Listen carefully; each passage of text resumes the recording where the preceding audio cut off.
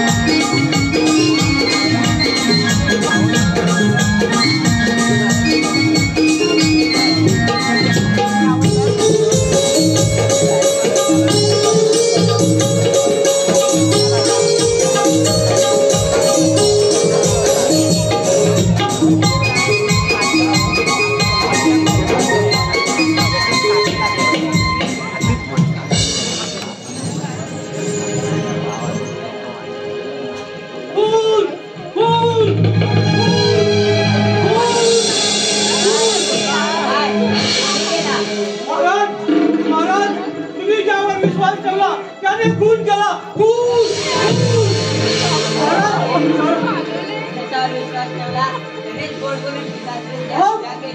हा महाराज, त्या खून त्या नरसिंहाने केला, नरसिंहाने केला. खूप मोठे चूक केले त्या लोकांच्या नादी लागून. महाराज, आपण आज जबाबदारीने वागत राहायला पाहिजे. होय सेवक.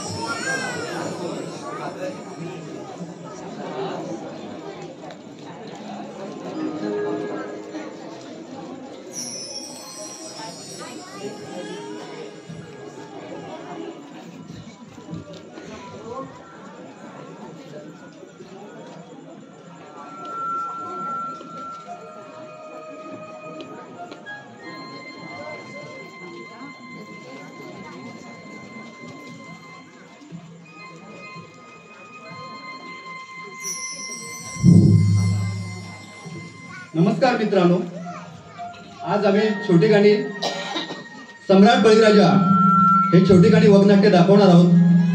खूप कमी वेळामध्ये आम्हाला वेळ मिळालेला आहे. शाळेतल्या मुलांची परीक्षा आणि त्यातून हा 4-5 दिवसाचा जो वेळ मिळाला त्यातून आम्ही छोटी गाणी, चित्रफित, काही संवाद आणि सम्राट बळीराजाचा इतिहास दाखवण्याचा आम्ही छोटे गाण्या प्रयत्न करणार आहोत. याचा संदर्भ महात्मा ज्योतिबा फुले गुलामगिरी या पुस्तकातून घेतलेला आहे. तरी सर्वांनी या महात्मा बळीराजा या वगनाट्यासाठी प्रतिसाद द्यावा ही नम्र विनंती.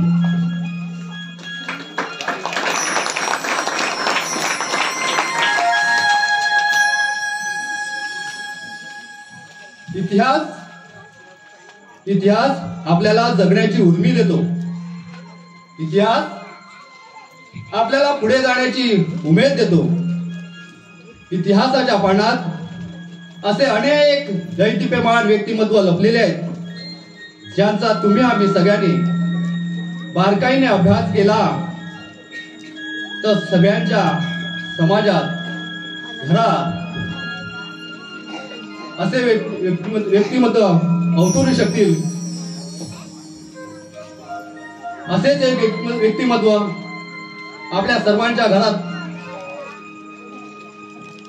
आणि समाजात अवतरू शकतात. असेच एक व्यक्तिमत्व होय होय असा एक राजा, ज्या राजाच्या खांद्यावर नांगर आहे.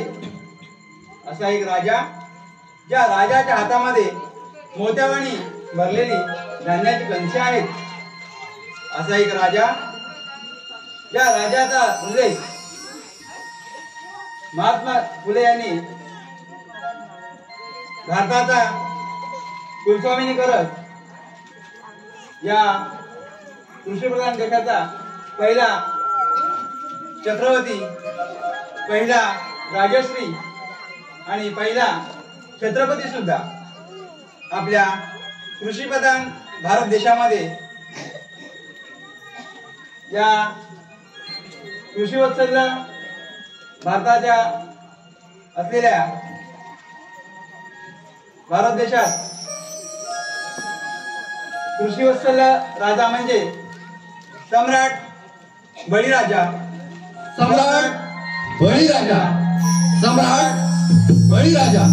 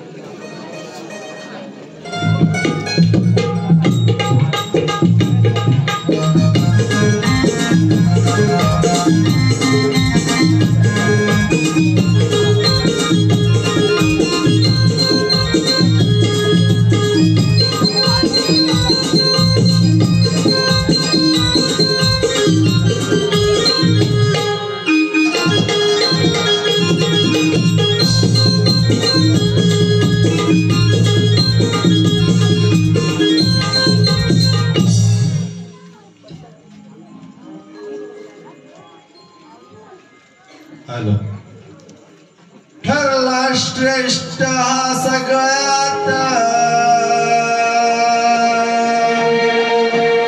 ठरला सगळ्यात श्रेष्ठ हा शेतकरी माझा. आई जगाचा पोशिंदा हा माझा बळीराजा. आई जगाचा पोशिंदा हा माझा बळीराजा. आई जगाचा पोशिंदा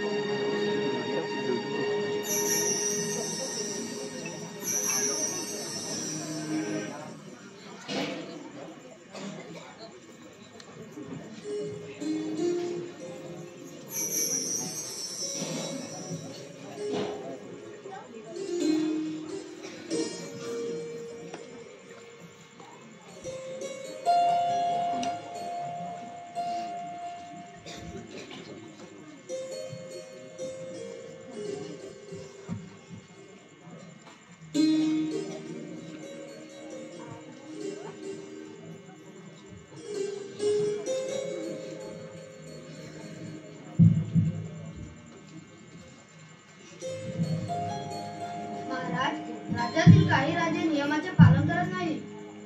खंडोबा, आपण 9 खंडांचे अधिपती आहात. आपण आतापर्यंत आपल्या मनगडे जोरावर सर्व कार्य सिद्धीस नेले आहेत. होय महाराज. ज्योतिबा, यावर्षी शेतीचा वर कसा चालला आहे? महाराज, जिथे पाऊस चांगला पडला आहे तिथे शेती खूप चांगली झाली आहे आणि जिथे पाऊस पडला नाही तिथे दुष्काळ स्थिती आहे. मग ज्योतिबा, त्यांचे नियोजन कसे केले आहे? त्यांचे नियोजन करताना आपल्या शेतकऱ्याला कोणताही त्रास होता कामा नये. होय महाराज, ज्या शेतकऱ्यांना धान्याची, बैलजोडींची व पाणी देण्याची गरज होती त्यांची व्यवस्थित नियोजन केले आहे. ठीक आहे. वसुबा, जेथे जेथे दुष्काळ पडलाय तेथील शेतकऱ्यांना मदत करून त्यांचा महसूल रद्द करायला हवा. ठीक आहे महाराज.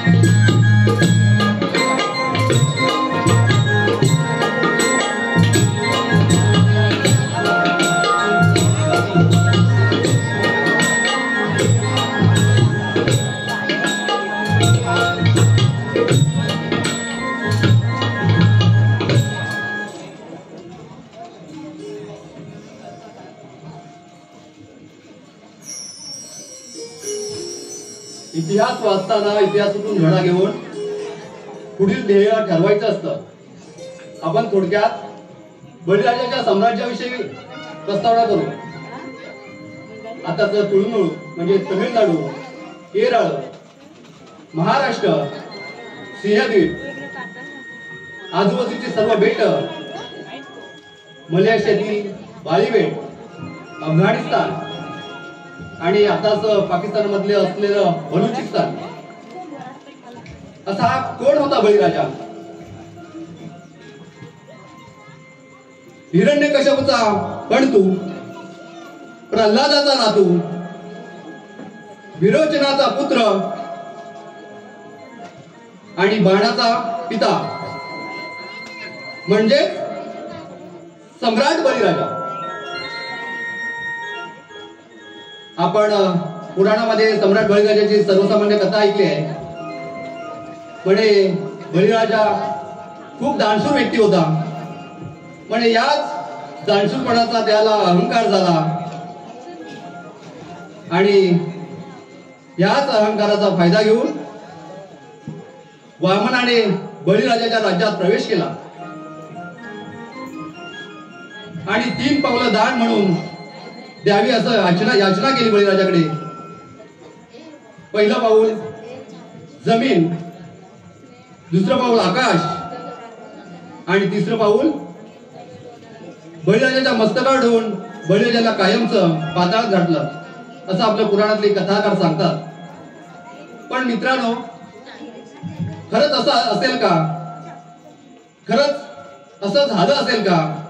यावर आपण कधीच विचार विनिमय करत नाही. जसं आपण पुराणात जसं लिहिलंय त्याप्रमाणे घेतो. पण महात्मा ज्योतिराव फुले काही वेगळंच म्हणतात आणि आपले जगद्गुरु तुकाराम महाराज हे सुद्धा वेगळे म्हणतात. जगद्गुरु तुकाराम म्हणतात, हरितू निष्ठुर निर्गुण नाही बहुतेक कठीण.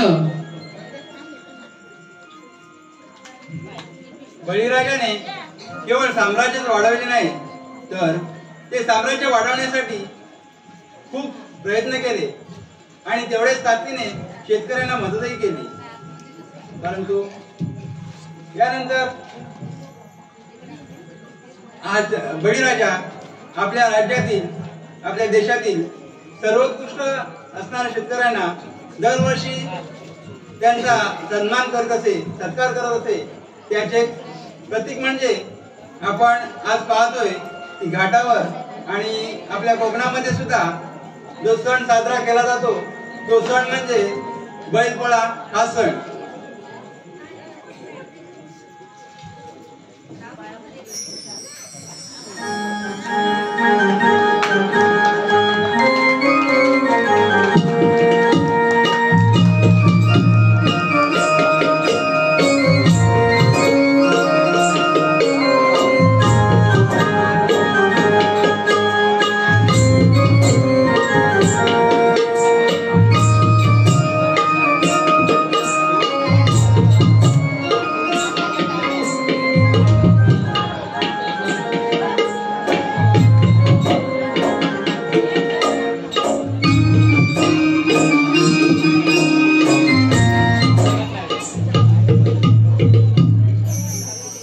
अरे सकाराम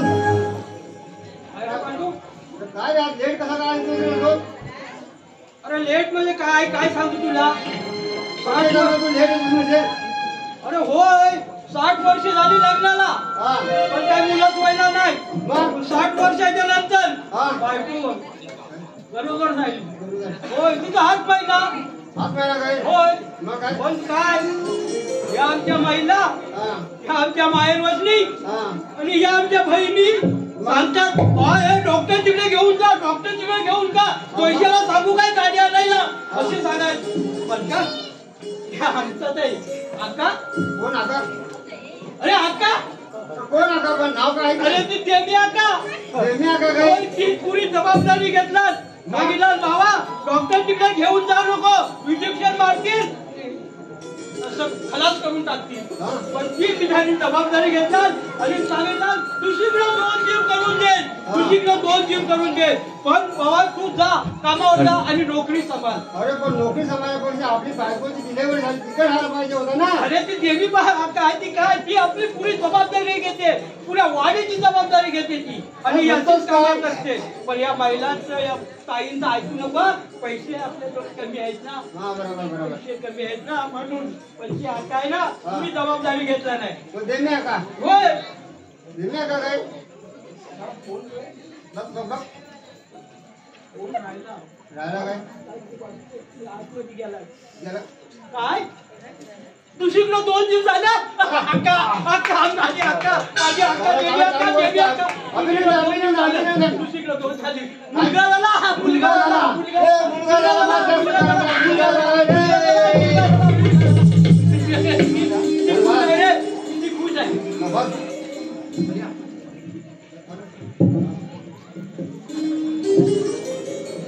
हे बडा आता व्यवस्थित करा. हो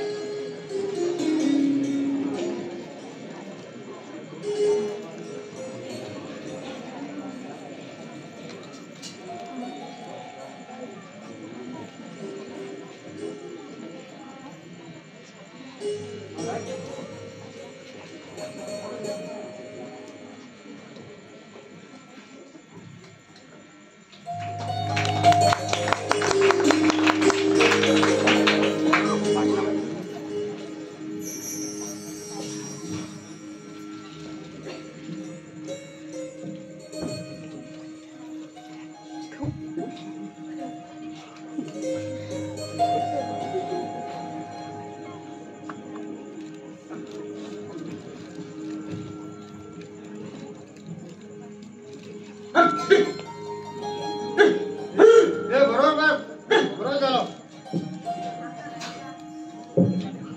मागे राहिला.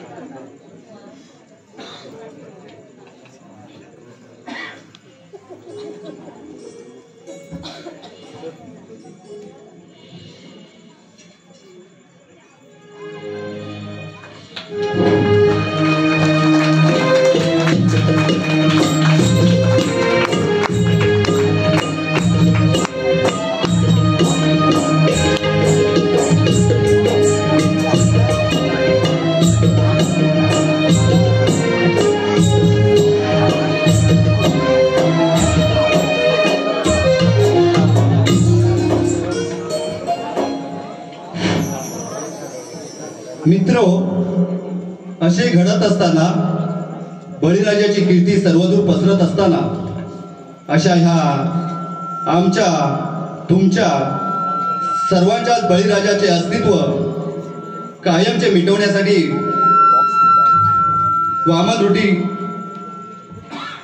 वामनरूपी बटूबावणाने राज्यात प्रवेश केला. भोळ्या बाबड्या बळीराजाला याची सुतोवाच कल्पनाच नव्हती. जनतेवर जीवापाड प्रेम करणाऱ्या आणि दिलेला शब्द तंतोतंत पाळणारा बळीराजा त्या वामनरूपी बटूबावणाला म्हणाला, हे याचका, तुला हवं ते माग. हा बळीराजा तुला कधीच निराश करणार नाही. त्यावर धूर्त कपटी वामनाने 3 पावले जमीन दान मागितले आणि बळीराजाला ती दिली. पुराणात कथाकारांनी लिहिल्याप्रमाणे एका पावलात जमीन, दुसऱ्या पावलात आकाश आणि तिसरे पाऊल कुठे ठेवायचे तर बळीराजाच्या मस्तकावर ठेवले आणि बळीराजाला म्हणजे जमिनीत गाडला गेला आणि त्या बळीराजाला तातळात कायमचा निघून गेला.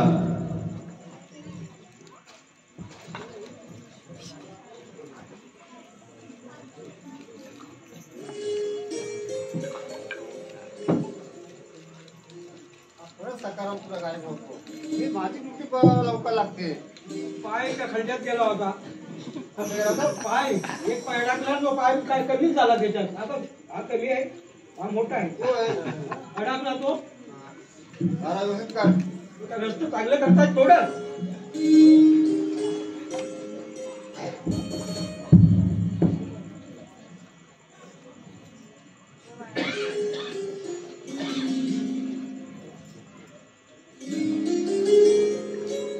अरे तू हाय कोण? हे काय काय बांगड्या भरायला आलास की काय?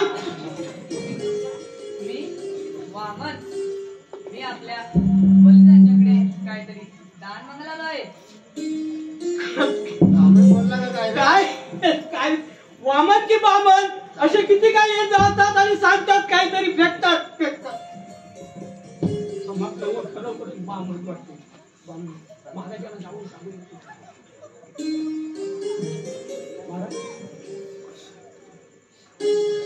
तरी बामन का वामन काय कोण आलेला आहे. तो हा केल्याची परवानगी मागतोय.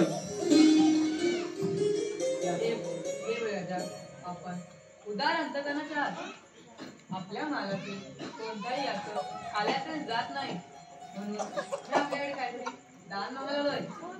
बोल याचं का काय पाहिजे तुला? महाराज, मला फक्त 3 पावलं जमीन हवी आहे. एवढंच ना? दिलं तुला.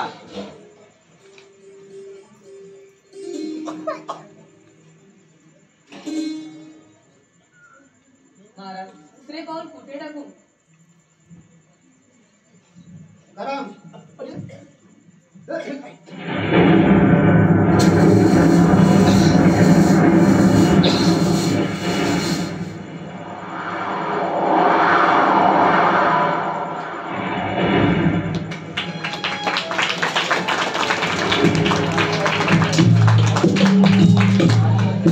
खरंच तसं आहे का? खरंच तसं असेल का? आमचे महात्मा ज्योतिराव फुले म्हणतात, जर वामनाने खरंच पहिल्या पावलात जमीन व्यापली असेल तर या जमिनीवरील सर्व सजीव सृष्टी काय झाली असेल, कुठे गेले असतील ते. आणि दुसऱ्या पावलात आकाश व्यापले असेल तर तुम्ही आम्ही म्हणणारे 33 कोटी देव, त्यांच्या पत्नी, त्यांचा मित्रपरिवार, तर अवकाशातील तारे ग्रह यांचे काय झाले असेल?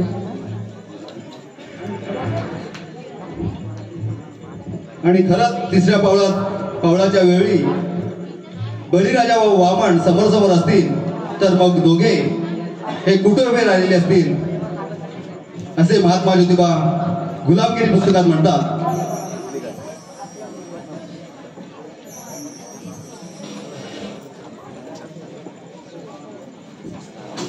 त्यानंतर महात्मा फुले असे म्हणतात की वामन आपली फौज घेऊन बळीराजाच्या वेशीवर येऊन युद्ध करण्याच्या तयारीत असतो.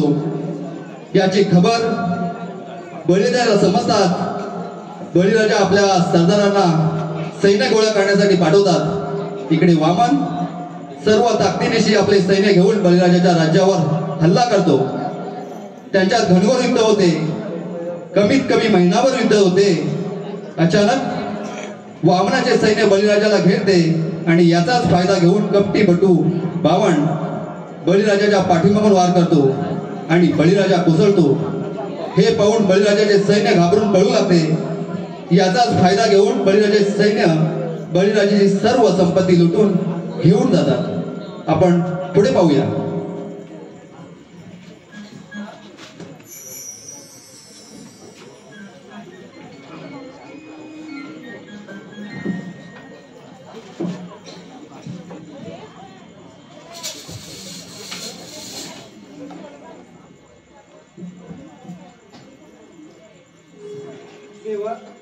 वामन आपल्या राज्यावरती हल्ला करण्याची वेळ येत आहे. आपले सैन्य गोळा करा व लढाईची तयारी करा. सांगतो त्या मोबाईलला परत जाऊन खायला पाहिजे बरं. सांगतो आपण पण त्या मोबाईल भरपूर आहे सैनिक त्याच्यावर. अंकल चल.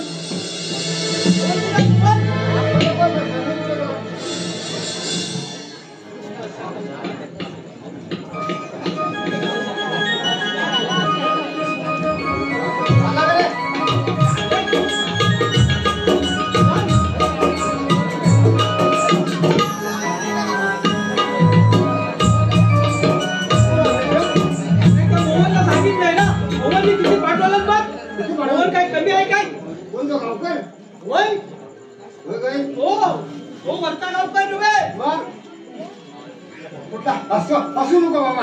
पायरी घालला पायरी काढला काय?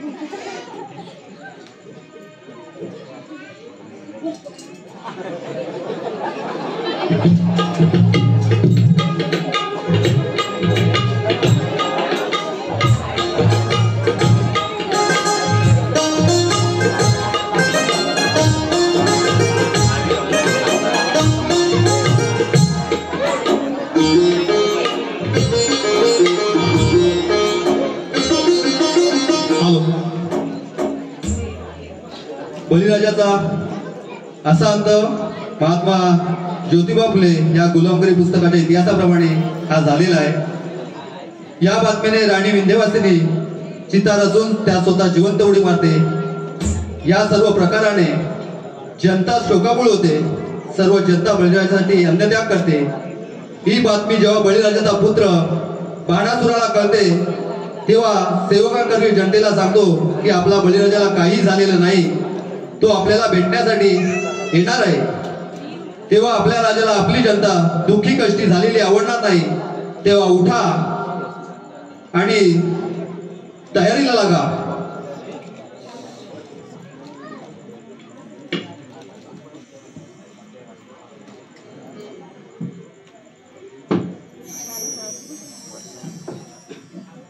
सेवक, बोला महाराज.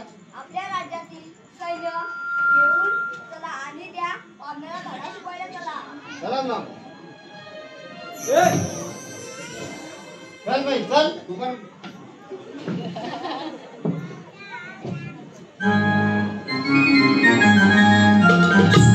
सेवक,